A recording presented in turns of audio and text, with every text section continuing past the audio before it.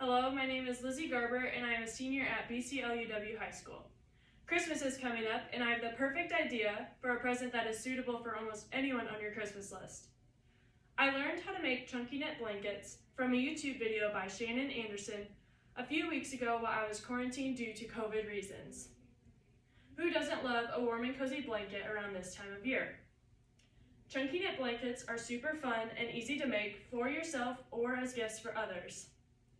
Today I will be telling you about the benefits of making your own chunky knit blanket, the materials you need to make one, and the steps on how to make one. You might be thinking, why not just buy one? But here's why. This is the blanket that I made. It's pretty big. I used 7 skeins of yarn to make it. It only took me a few days, probably 3 or 4, and it was very simple to make. Let's compare it to the store-bought blanket. This is a Hearth & Stone chunky knit blanket.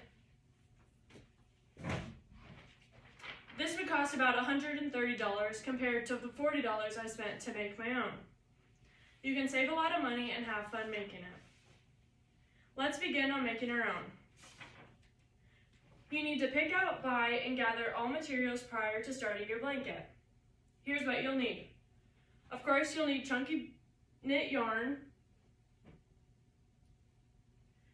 You can buy these from pretty much any craft store. You can go to Walmart, Michael's, or Hobby Lobby. Mine is from Walmart.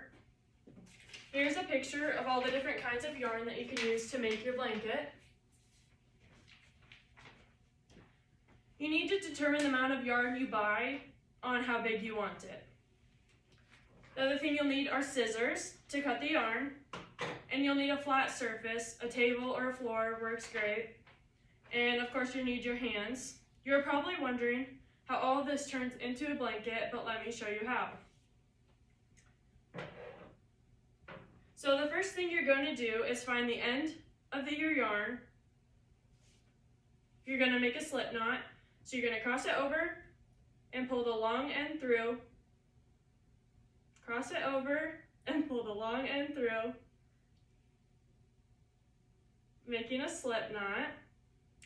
Next, you're going to bring the long end of the yarn and pull it through, making another slip knot.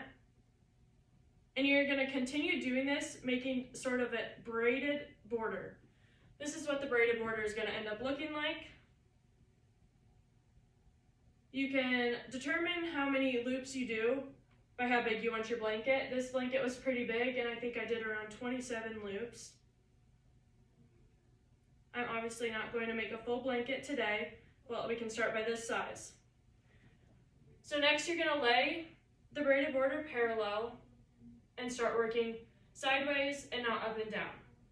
You're going to pull a loop through and start working sideways. The next thing you're going to do is find the little bumps on your braided border and pull the loops through. So they'll look like this, and you're going to keep doing that all the way down the blanket edge. Try to keep the loops as similar in size as possible.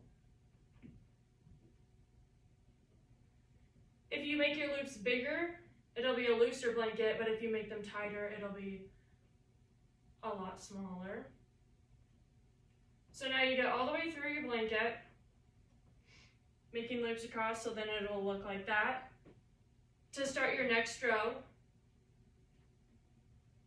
you're going to make a loop and lay it flat going the other direction. And now you're just going to start weaving back down the other way. And you're going to repeat these steps, these same steps, until you get your desired length of your blanket.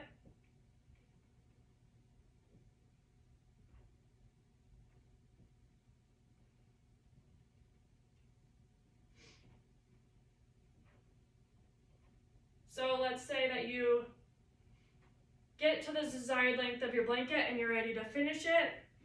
You're going to make 2 loops just like you've been making. And instead of continuing down, you're going to take the second loop and put it straight through the front loop. and then keep doing that. So make a loop and put it through the previous loop. All the way until you reach the end. Once you reach the end, say I reached the end, you're just going to cut your yarn and tie a simple knot.